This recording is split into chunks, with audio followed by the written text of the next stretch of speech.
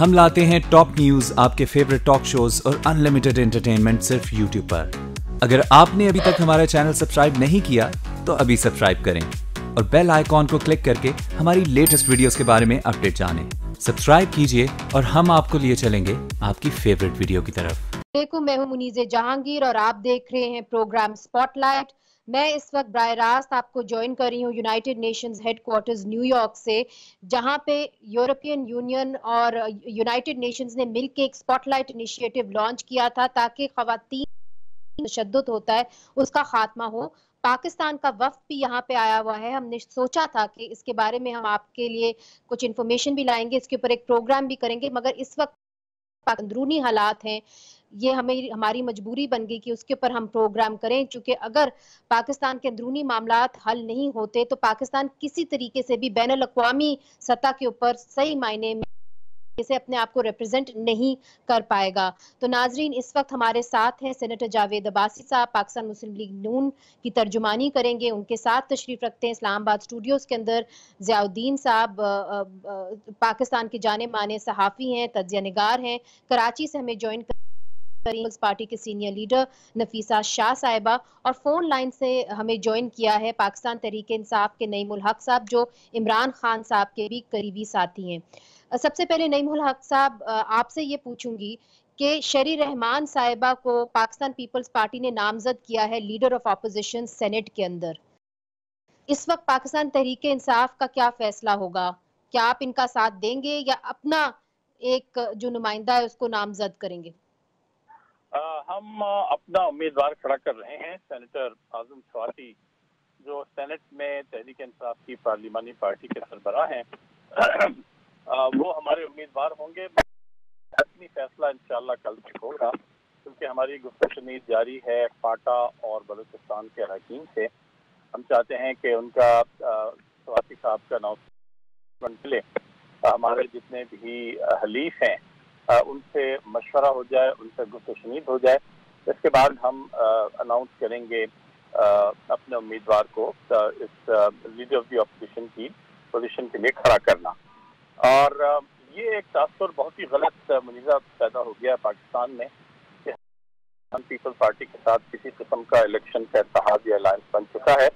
हकीकत तो ये है कि सिर्फ सेनेट के जो चेयरमैन और डिप्टी चेयरमैन का जो इंतखाब हुआ था, उसमें हमने फैसला किया था कि बलूचिस्तान के जो पैनल है उसको हम वोट देंगे। उसमें पीपल्स पार्टी चेयरमैन को जो मुंतखब हुए हैं सलीम मांडवीवाला साहब, हमने उनको वोट किया। मगर इसके अलावा हमारी पीपल्स पार्टी के साथ इस वक्त कोई अंडरस्टैंडिंग नहीं है। और इंतखाबात आप जानती हैं तो पीपल्स पार्टी ने भी और हमने भी ऐलान किया है कि हम खुद लड़ेंगे और किसी पार्टी के साथ इत्तेहाद नहीं करेंगे। मगर की जानिब से एक गलत तासुर पैदा करने की कोशिश की जा रही है कि जी हम लोग मिल गए हैं और एक इत्तेहाद बन गया है। इसमें कोई हकीकत नहीं है। मगर नईमुल हक बहुत सारे पूछेंगे, खासतौर पे तज्जिया निगार, कि आपको क्या मिला सेनेट के इलेक्शन के बाद? पाकिस्तान पीपल्स पार्टी के जो उम्मीदवार हैं सलीम मांडवीवाला, उन्होंने स्लॉट ले लिया डिप्टी सेनेट चेयरमैन का, और सेनेट चेयरमैन का स्लॉट एक ऐसे शख्स को गया जो मुंसलिक रहे हैं पीपल्स पार्टी से और तरीके से मुंसलिक रहे हैं। देखिए, इमरान खान साहब का बुनियादी मकसद यही था, जब हमारी पार्टी ने एक दफ़ा ये फैसला कर लिया था कि सेनेट के इंतखाबात में हम मुस्लिम लीग नून को भी वोट नहीं दे सकते और ना ही पीपल्स पार्टी को दे सकते हैं, तो पार्टी ने मुतफ़क्का तौर पर यह फैसला किया कि हमारे सारे वोट जो होंगे वो बलूचिस्तान, जो एक बहुत अरसे से एहसास महरूमी का शिकार है, जो भी उम्मीदवार होगा हम चाहेंगे कि वहाँ से चेयरमैन मुंतखब होकर आए। और यही वजह थी। वो तो आप हासिल बिजंजो को भी दे सकते थे। जी हाँ, नहीं, मगर यही वजह थी। हासिल बिजंजो तो नवाज शरीफ के साथ है मुकम्मल तौर, और उनकी काबीना के रुकन भी रह चुके हैं, आप जानती हैं। नहीं, मैं सिर्फ पीटीआई की सियासत को समझने की कोशिश कर रही हूँ कि पाकिस्तान तहरीक इंसाफ कहाँ नजर आई सेनेट इलेक्शंस के अंदर। आपने अपने वोट का इस्तेमाल तो किया मगर कोई ओहदे नहीं ले पाए। नहीं, ओहदे की जरूरत नहीं थी। मेरा ख्याल है इस बात से आप इनकार नहीं करेंगी कि इमरान खान ने एक बहुत बड़ा और बहुत ही अहम कदम उठाया था कि बलूचिस्तान की तरफ से चेयरमैन मुंतखब हो, जो पाकिस्तान की तारीख में आज तक नहीं हुआ है। बलूचिस्तान क्योंकि पाकिस्तान का सबसे छोटा सूबा है और उस लिहाज से ये एक, जैसा मैंने कहा, एहसास महरूमी का भी शिकार है। इसीलिए इमरान खान साहब ने कहा कि अब ये सुनहरी मौका है कि हम देखें कि इस निज़ाम में रहते हुए और पार्टियां, बड़ी पार्टियों के मौक़िफ़ को समझते हुए क्या ये मुमकिन है या नहीं कि बलूचिस्तान चेयरमैन बन सकता है या नहीं, और मुझे खुशी है कि हमें इस मकसद में कामयाबी हुई। ठीक है। नफीसा शाह साहिबा, नईमुल हक साहब कहते हैं कि जी हमने किसी ओहदे के लिए ये जो कदम है नहीं उठाया, हम चाहते थे कि एक छोटे सूबे में जो एहसास महरूमी है उसके लिए हमने किया, मगर आगे जाके जिस तरह इन्होंने रूल आउट कर दिया है कि किसी किस्म की अंडरस्टैंडिंग नहीं होती सकती पाकिस्तान पीपल्स पार्टी और पीटीआई के दरमियान, तो वाकई में ऐसा है क्या जो एक अंडरस्टैंडिंग नवाज शरीफ साहब को ही हटाने के लिए थी, या ये आगे भी बढ़ सकती है? Is this the beginning of a new relationship?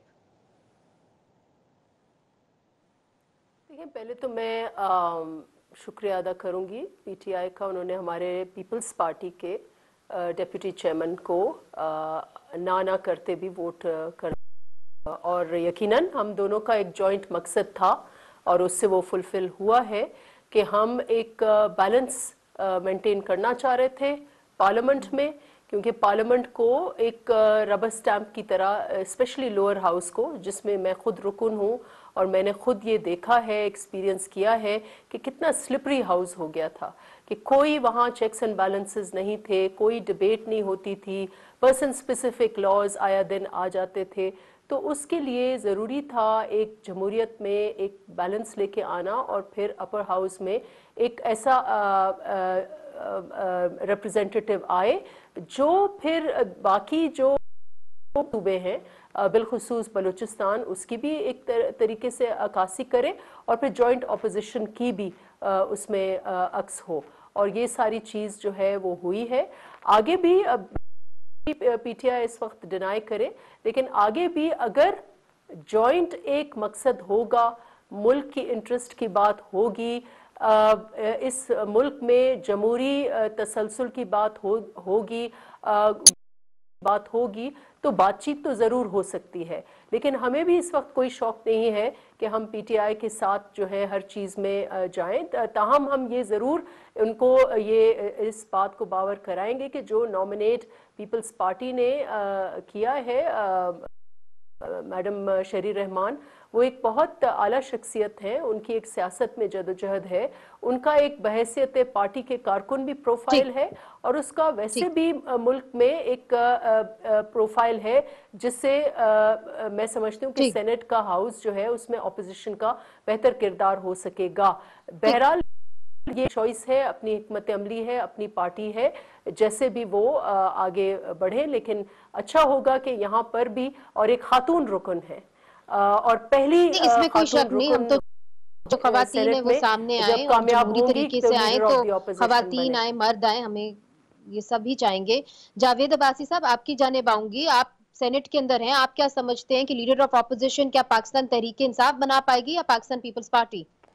बिस्मिल्लाहिर्रहमानिर्रहीम, बहुत शुक्रिया। जो पहले सेनेट चल रही थी उसमें जनाब चौधरी ताज हसन साहब लीडर ऑफ द अपोजिशन थे।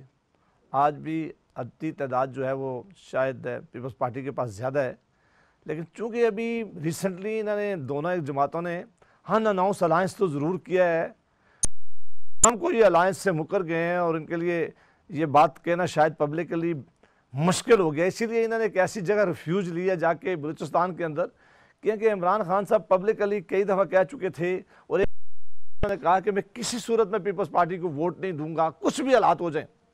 बहरहाल उन्होंने सलीम मांडवीस वाला साहब जो बड़े सीनियर पॉलिटिशियन हैं, बड़े अच्छे आदमी हैं, वो डिप्टी चेयरमैन के लिए आए तो इन्होंने उनको वोट दी है। पीपल्स पार्टी बड़े अरसे से ये कह रहे थे, जरदारी साहब भी और उनके सेनेटर साहब, अब सवाल ये है कि लीडर ऑफ ऑपोजिशन क्या पाकिस्तान तहरीक इंसाफ बना पाएगी या नून लीग? नहीं, मैं सॉरी, नून लीग तो बना नहीं सकती, हम हुकूमत में है तो नाम बना रहे हैं। मैं कोई गैस नहीं कर सकता जी, ये तो अपोजिशन का हक है, जिसको ज्यादा वोट होंगी, जिसके साथ ज्यादा ग्रुप होगा, ये वो बनाए। मैं ये बात जरूर कह रहा हूँ कि वो बार बार ये कह रहे थे कि हम पीपल्स पार्टी का चेयरमैन लाएंगे, लेकिन कोई ऐसी बात हुई है कि दोनों को किसी एक जगह पर जाकर रुक गए हैं और दोनों को किसी कहा गया है कि जी इस आदमी को आप सपोर्ट करें, जिसको इन्होंने सपोर्ट करके चेयरमैन बनाया है। लेकिन ये अलायंस पहले, मैं आपकी तवज्जो दिलाऊं कि कुछ अर्सा पहले जब कादरी साहब तशरीफ लाए थे कनाडा से और लाहौर के अंदर ये फंक्शन रखना था, तो उस वक्त भी एक अलायंस बनवा दी गई थी, दोनों इकट्ठे हो गए थे, लेकिन उसको फिर ये ऐसे एक दूसरे के लिए ताने का बंदोबस्त हुआ है। अब पीपल्स पार्टी बार बार कह रही है और कि हमने अपना कैंडिडेट लाए और ये हमने बनवाया। तहरीक इंसाफ कह रही है कि नहीं, ये इमरान खान साहब का कैंडिडेट था, ये सबसे पहले इमरान खान साहब ने कहा, तो पीपल्स पार्टी को मजबूरन उसे वोट देना पड़ेगा। तो ये फैसला अवाम ने, कौम ने देखना है कि ये खुद बैठे हैं, बिठाए गए हैं, इनकी अपनी मर्जी थी, आइंदा आगे साथ रहेंगे, बिठाए गए। लेकिन मैं नहीं कहता, मैं कहता हूँ ये अब फैसला कौम ने करना है। लेकिन मुझे यकीन है कि ये आइंदा इलेक्शन जो हुआ है, ये इलेक्शन इकट्ठा आने वाला इकट्ठा लड़ेंगे। बल्कि ज़ियाउद्दीन साहब, जावेद हाशमी साहब ने भी इस तरह के कुछ बयानात दिए। उन्होंने कहा है कि जो भी सेनेट इलेक्शंस हुए हैं उसे पाकिस्तान पीपल्स पार्टी और पीटीआई एक्सपोज हो गई है। आपने तो बहुत सेनेट इलेक्शंस देखे, ये जो सेनेट इलेक्शन हुआ है इससे आपको क्या लगा है कि वाकई में एक्सपोज हुई है पाकिस्तान पीपल्स पार्टी और पीटीआई? ये अगर आप मेरी पर्सनल ओपिनियन पूछें तो मुझे मायूसी भी हुई है, लेकिन ताज्जुब नहीं हुआ है। मायूसी के रब्बानी से नीचे जब गिरे हम संजरानी पे आ गए, और ताज्जुब इसलिए नहीं हुआ कि जो काम हो रहा था पिछले एक साल, बहुत मुश्किल काम हो रहा था कि मैनिपुलेशन करना बहुत मुश्किल काम होता है। पैसे भी इस्तेमाल होते हैं और पावर भी इस्तेमाल होता है, कोर्शन भी इस्तेमाल होता है। तो जो मेहनत हुई थी, जो हम आप सब देख रहे थे उसको, आपने तो अक्सर मुझे हिंट्स भी दिए थे कि क्या होने वाला है। तो मुझे ताजुब नहीं हुआ जो रिजल्ट आए।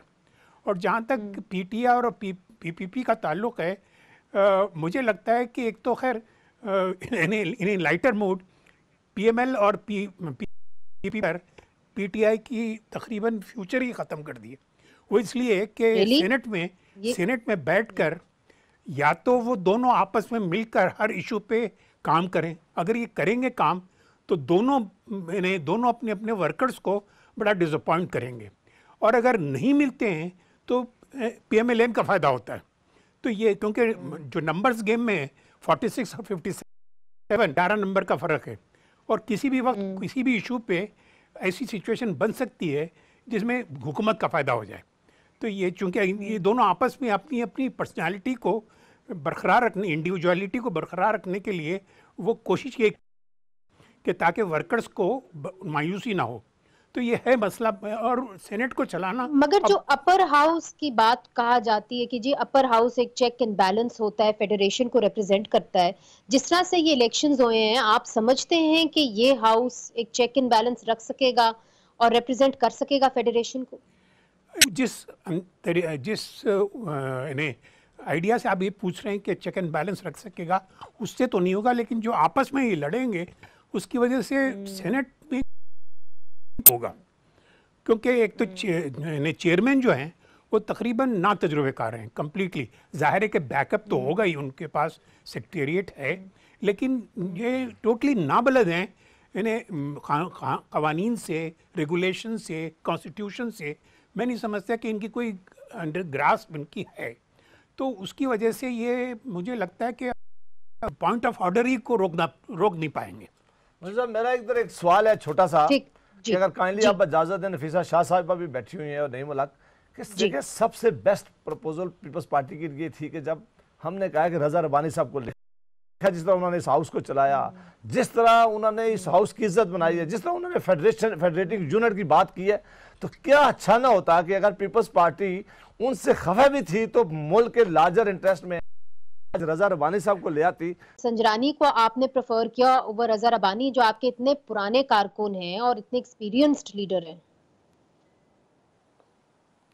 देखिए, सबसे पहले तो जो रायवन में धमाका हुआ है, मेरी दुआ है कि खुदा जो है पाकिस्तान को और वहाँ जो लोग हैं उनको हिफ्ज़ व अमान में रख, किसी भी अनटुवर्ड लॉस ऑफ लाइफ से बचाए। देखिए, इस पे बहुत बहस हो चुका है।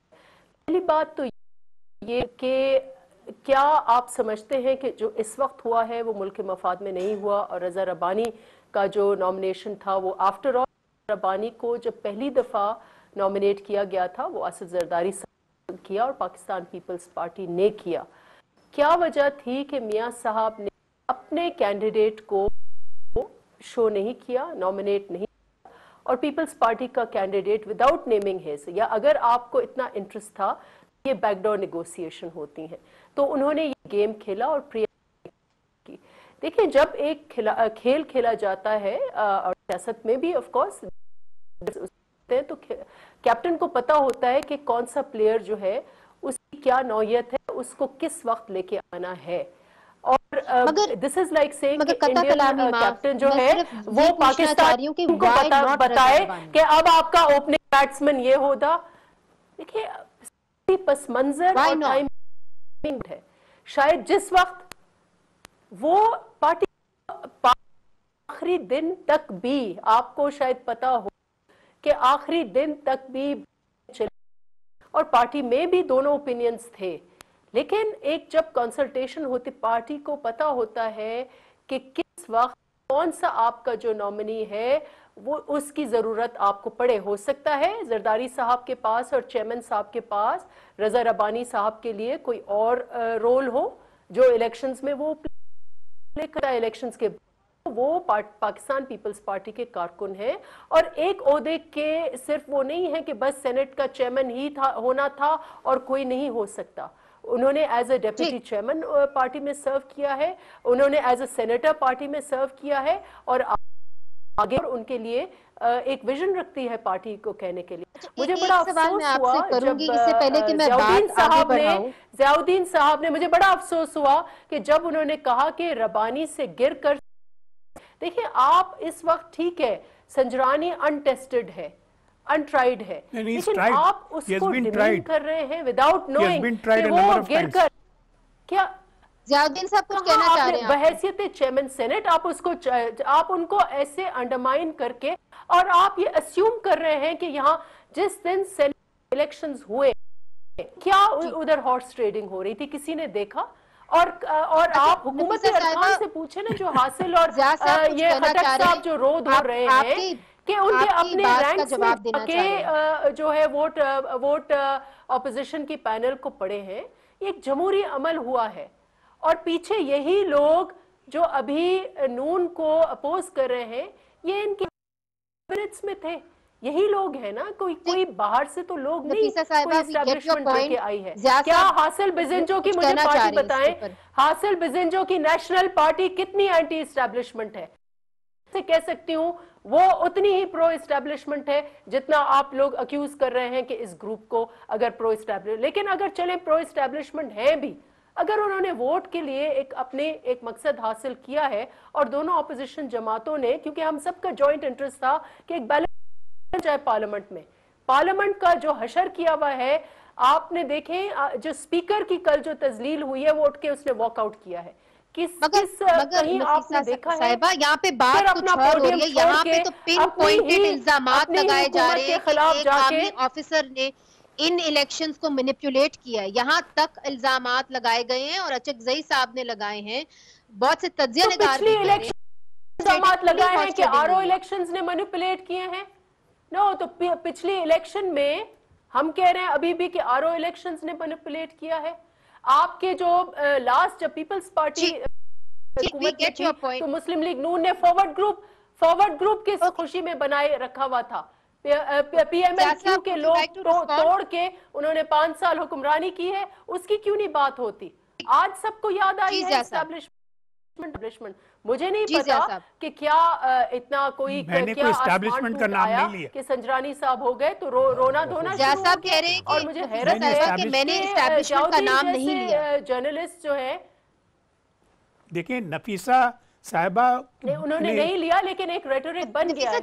नफीसा साहिबा जो है, आपने नहीं लिया, मैंने हासिल बिजेंजो को जवाब दिया, खट्टर साहब को जवाब दिया। नफीसा साहिबा जो है पीपल्स पार्टी की बहुत ही इम्पोर्टेंट और बहुत ही इन्हें सुलझी हुई मेंबर हैं, इन्हें she draws a lot of respect, खासकर सिंध में इनका काम जो हुआ है बहुत। नफीसा शाह का के मुताल्लिक मैं कोई ऐसी बात नहीं करूंगा, लेकिन रब्बानी साहब का 3 साल का जो परफॉर्मेंस मेरे सामने है, एज ए जर्नलिस्ट मैंने उसको बहुत ही क्लोजली ऑब्जर्व किया है, और फिर मैंने उनको कंपेयर किया है प्रीवियस चेयरमैन से सेनेट के, कोई उनके करीब तक नहीं पहुंच सकता। तो जो मैं उनकी जब तो मैं नफीसा को कोई हक नहीं पहुंचता कि मेरी ओपिनियन पे ऑब्जेक्शन करें। मैं अपनी ओपिनियन रख सकता हूं कि आपको अफसोस होता रहे, लेकिन एक बात है, जहां तक इन्हें जरदारी साहब ने जो जरदारी साहब ने जो जवाब दिया है, जब उनसे पूछा गया कि रब्बानी को क्यों नहीं आप नॉमिनेट कर रहे हैं, तो उन्होंने 2 रीजन दिए। एक रीजन उन्होंने ये दिया कि जब रब्बानी साहब ने नवाज शरीफ की नॉन डेमोक्रेटिक मूव्स को सपोर्ट किया, बगैर कौन से नॉन डेमोक्रेटिक मूव्स। दूसरी बात उन्होंने की कि जरदारी साहब के कुछ 18th अमेंडमेंट पे रिजर्वेशन थे, वो उसको अकोमोडेट उन्होंने नहीं किया, बगैर ये बताया कि कौन से रिजर्वेशन थे। मुझे तो याद है कि पूरी जब कमेटी बैठी थी तो जरदारी साहब की पूरी सपोर्ट थी रब्बानी साहब को 18th अमेंडमेंट में। कौन सी रिजर्वेशन अब उनको नजर आ गई? तो मुझे तो ये जाली रीजंस जाली लगे। ये जी नफीसा साहिबा, देखिए वो हो सकता है जरदारी साहब के पर्सनल, हर पार्टी में we are like a family. कोई मूव मेरा नहीं, लीडरशिप को कोई पसंद आता होगा, लेकिन पार्टी ने इस वक्त जैसे मैंने कहा कि जरदारी, ये हमारी पार्टी में यूनानिमिटी है, बिलखुसूस हमारे चेयरमैन के रजा रब्बानी साहब की tremendous respect, we honour him. हमारा सर उनके काम से बिल्कुल आगाज़ हुकूक बलूचिस्तान के वो खालिक थे और उन्होंने 18th अमेंडमेंट पर काम किया है, वो उनसे कोई नहीं ले सकता, नहीं हम कहीं लेंगे वो, और वो रहेगा। 3 साल उन्होंने इनिंग्स जो है वो बहुत अच्छा उन्होंने सेनेट को चलाया है, लेकिन ये इलेक्शन ईयर है, ये बहुत जरूरी था। इस वक्त हमारे कारकुनों का ये व्यू था कि कहीं भी it was not against Zardari साहब, हम नून ने जो प्रीएम्प्ट किया, हम उनकी गेम पर, उनकी पिच पर, उनके कहने पर नहीं चलना चाहते थे और ना ही हमारे कारकुन इस चीज को बर्दाश्त करते। It was not about Rabbani साहब, ये जियाउद्दीन साहब प्लीज सुन ले, ये भी सवाल करते हैं कि आपने कोई तहकीकात शुरू की है कि किसने आपको बैकस्टैब किया है, हॉर्स ट्रेडिंग अगर हुई है, तो ये भी कुछ बातें हो रही हैं कि आपके अपने जो पाकिस्तान मुस्लिम लीग नून के सेनेटर्स हैं या एमपीज हैं, उन्होंने आपको बैकस्टैब किया है और उन्होंने बाकी स्टेटमेंट्स भी दिए हैं परवीन कलसूफ ने कि जी हमने तो दिया था वो। जी मैं उस बातों ने नफीसा शाह साहब ने बात की, जब मौलाना फजल रहमान साहब गए मियाँ साहब का पैगाम लेके जरदारी साहब के पास प्रेस कॉन्फ्रेंस जब कर रहे थे, तो उन्होंने एकदम कहा कि मुझे ये ना मंजूर है। अगर वो ये कह देते कि मैं अपनी पार्टी के सामने ये रखूंगा, हम इसको डिस्कस करेंगे, हो सकता है। और आज पीपल्स पार्टी को कितना बड़ा क्रेडिट जाता कि अगर आज उनका चेयरमैन सेनेट बैठा होता और रजा रब्बानी साहब की शक्ल में बैठा होता, तो आपने भी तो क्रेडिट नहीं, पहली दफा बलूचिस्तान को हमने दी है, ये भी क्रेडिट नहीं है। ये आपका कोई क्रेडिट नहीं है। अगर ये क्रेडिट दिया भी है, अगर वो किसी और ने कहा है पहले कि मैं इनके साथ जाऊंगा और आप पीछे खड़े हो गए जाके। दूसरी बात देखें जी, हमने अपने सबसे सीनियर आदमी राजा जफर अल हक साहब थे, जिनकी पार्लियामेंट में भी इज्जत और पार्लियामेंट के बाहर जमहूरियत के लिए जिनकी बड़ी जद्दोजहद है, जो 3 दफा यहाँ लीडर ऑफ द हाउस रहे, उनको हमने यहाँ खड़ा किया था। हमारे साथ हमारे तादी भी थे। अगर लोग आपसे ये जानना चाहते हैं कि आप लोग तहकीकात करेंगे अपने ही एमपीएस और सेनेटर्स के खिलाफ, मैं उस तरफ जा रहा था। हमारी अपनी जो तादाद थी जी, वो हमारी अपनी तादाद 33 थी, 33, एक डार साहब नहीं आ सके तो 32 हो गई थी। हमारे जो एहतातीस थे उनकी तादाद 14 थी। 14 अगर हमारे साथ मिला गए तो वो वोटें तो हमें मिली हैं, लेकिन कुछ वोटें का लोगों ने और कुछ और दोस्तों ने यकीन दिलाया हुआ था कि वो भी हमें वोट करेंगे। अभी वो वोटें नहीं मिल सकी हैं, उस पर ज़रूर बात करने जा रही हैं, लेकिन ऐसा बिल्कुल नहीं है कि पार्टीज़ के अंदर से या कोई हमारे तादियों में वो 46 वोटें तो हमें मिली हैं, जो हम लेकिन इससे ज्यादा कुछ लोगों ने हमें यकीन दिलाया हुआ था, उसमें कुछ और लोग भी शामिल थे, उस पर जरूर तहकीकात हो रही है। मैं बिल्कुल नहीं कह रहा, मैंने कहा कि उन तादियों समेत हमें 46 ही बनते थे हमारे, इसलिए कि 10 जो थी, 5 थी चकजई साहब की, 5 थी बजंजर साहब की और 4 थी मौलाना फजल रहमान की और 32 हमारी अपनी थी। तो वो वोटें तो जरूर हमें मिली है, लेकिन हमें चूंकि कोई 55 वोटों का हमें एक्सपेक्टेशन थी और 54 हमारे साथ एनपी ने भी कहा था, उन्होंने कहा हुआ था, उस पर बातचीत चल रही है, देख रहे हैं। चूंकि ये सीक्रेट बैलेट पेपर है तो एकदम असरटेन करना मुश्किल हो गया है, लेकिन जो प्रपोजल मियां नवाज शरीफ साहब ने दी थी, अगर वो प्रपोजल जरदारी साहब ना करते तो सेनेट ऑफ पाकिस्तान की इज्जत में बड़ा इजाफा हो। वो वोट्स जो इन दोनों को यानी पीटीपी को और पीपीपी को ना मिले, वो यानी प्रो यानी राइट सेंटर राइट वाली पार्टी जो पीएमएलएन है उसको ना मिले, वो एमएमए को मिल जाए, ये कोशिश हो रही है। इसलिए मैं ये कह रहा हूँ कि battle lines have been drawn. मैं नहीं समझता कि पीपल्स पार्टी और मुस्लिम लीग मिलकर कोई केयर टेकर गवर्नमेंट बना सकेंगे। दोनों में बहुत ज्यादा गल्फ होगा, फाइनली वो ईसीपी के पास जाएगी बात। ठीक, आप कह रहे हैं कि ईसीपी के पास चले जाएगा, मगर पहले हमने देखा था कि पहले भी मामला ईसीपी के पास were able to resolve it. मगर नफीसा शाह साहिबा, जावेद हाशमी साहब का बयान आया है, उन्होंने कहा है कि पाकिस्तान पीपल्स पार्टी पीएमएलएन के दरमियान किसी किस्म की अंडरस्टैंडिंग नहीं होगी, और उन्होंने ये भी इसकी तरफ भी इशारा दे दिया कि शायद ये जो इलेक्शंस हैं वो हो या ना हो, उसके पर उन्होंने एक अभाम सा जाहिर किया है। देखिए, जहाँ तक सारी सियासी जमातों का ताल्लुक है, इंक्लूडिंग पीपल्स पार्टी, हम कमिटेड हैं कि टाइम पर इलेक्शंस हो। हमारी ये कोशिश भी हो कि हालांकि जो डिलिमिटेशंस हुई हैं वो इतनी डिफ़िकल्ट हुई हैं और बहुत सारे लोग यकीनन वहाँ चैलेंज करेंगे, लेकिन इसके बावजूद सारी सियासी जमातों की, बिलखुसूस पीपल्स पार्टी की ये कोशिश होगी कि इसी किस्म के रूमर्स सेनेट के लिए भी किए करते रहते थे, लेकिन आप देखें बड़े खुशउस्लूबी से सेनेट इलेक्शंस वो हो गए हैं। ठीक है, चार्जेस आर बीइंग बाब्ड, एक बाब्स चल रहे हैं एक दूसरे के खिलाफ, लेकिन सेनेट इलेक्शंस हो गए, सेनेट इज इन प्लेस और वो अपना जो है जो थर्ड टर्म है वो पूरा करेगी। और जहां तक केयरटेकर का है, कोई पता नहीं है, हो सकता है कंसेंसस हो, अगर ना हो तो एक आइन में एग्जिट रूट है, इलेक्शन कमीशन जो है वो फैसला करेगी वहां पर जाके। और इलेक्शन कमीशन तक बात आई थी जो उन्होंने जाके फैसला किया था। आपसे भी मैं आपकी ओपिनियन लेना चाहूंगी, क्योंकि अगर आपने जमहूरियत का तसलसल आप लोग सब चाहते हैं और मियां साहब कहते हैं कि मैं जमहूरियत का तसलसल चाहता हूं, तो क्या आप लोगों ने भी कोई नजरसानी की है कि किस तरह अब पेंडिंग बना सकते हैं कि जो पाकिस्तान पीपल्स पार्टी के साथ कुछ मामला तय हो जाएं और इलेक्शन कमीशन तक बात ना जाए केयरटेकर सेटअप के लिए?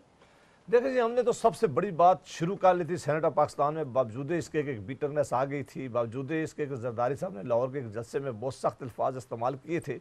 हम समझते थे कि ये एक बेहतरीन एक ऐसे आदमी का इंतखाब किया जाए जो अगले आने वाले वक्तों में ब्रिज भी कर सके और चीज़ों को समझ भी सके। तो इसलिए हमने रजा रबानी साहब का नाम पेश करते वक्त ये भी सोचा था कि ये एक अच्छा जस्टर होगा और पीपल्स पार्टी इसे एक्सेप्ट करेगी और हमारी नज़दीकियाँ आ जाएगी। अब भी हमारी ये ख्वाहिश है। साहब के साथ तो आप बात कर सकते हैं। नहीं, अब भी करेंगे। मैं ये कहता हूँ कि खुर्शीद शाह साहब के अगर बस में हुआ और होना भी चाहिए तो हमारी बड़ी ख्वाहिश होगी कि ये मामला कॉन्स्टिट्यूशन ने दिया हुआ है, लीडर ऑफ हाउस और लीडर ऑफ अपोजिशन का है। ये बड़ी बदकिस्मती होगी कि हम अगर बैठ के इस किसी कंसेंसस का फैसला नहीं कर सके। होना चाहिए कि ये दोनों जो लीडर्स हैं ये आपस में बैठें, कंसेंसस पैदा करें और एक कंसेंसस के साथ केयर टेकर प्राइम मिनिस्टर आए जिस पर सारी जमातों का इत्मीनान हो, ताकि पाकिस्तान में आने वाला 2018 का इलेक्शन जो है अगर वो चैलेंज हो जाती है तो इलेक्शंस खटाई में पड़ जाएंगे। देखें जी, उसके लिए एक टाइम फ्रेम है ना, वो तो चैलेंज तो जरूर होना है, लेकिन उस टाइम फ्रेम में खत्म करनी है। उनके पास जो अपनी अपीलें होंगी इलेक्शन कमीशन के पास, उसके लिए भी टाइम फ्रेम दे दिया गया और उसके बाद जब सुप्रीम कोर्ट में भी जाएंगी तो टाइम फ्रेम है, तो टाइम फ्रेम के साथ अपीलें तो जरूर खत्म होना चाहिए और खत्म होंगी। लेकिन अगर बहुत अच्छा होगा कि अगर कंसेंसस के साथ prime minister caretaker prime minister आ जाए, इन्होंने इलेक्शन करवाने हैं, इलेक्शन बिल्कुल सर पे खड़े हैं अराउंड द कॉर्नर, और ऐसे इलेक्शन होने चाहिए जो क्रेडिबल इलेक्शन कमीशन हो, इलेक्शन करवाए, ताकि सारे लोगों को ये एहसास हो कि हमारे साथ ज्यादती नहीं हुई है। पाकिस्तान की आवाम के साथ को लेने चाहिए, लेवल प्लेइंग फील्ड सबके लिए होनी चाहिए और आवाम जिसको वोट देकर मुंतखब करे उसे हक है कि वो इक़्तिदार जारी रखे। उम्मीद तो यही होगी 2018 के इंतखाबात के लिए। नफीसा शाह साहिबा, जावेद अब्बासी साहब, ज़ियाउद्दीन साहब, बहुत बहुत शुक्रिया मेरे प्रोग्राम में शिरकत करने का। और हम चाहेंगे कि जो मामलात हैं वो कंसेंसस से हल हो जाएं, नहीं तो फिर दूसरे इदारों को मौका मिल जाता है कि आपके इदारों के अंदर मुदाखलत करने के लिए, खासतौर पर इलेक्शन ईयर के अंदर। मुझे आज के लिए इजाज़त दीजिए न्यूयॉर्क से। खुदा हाफिज़।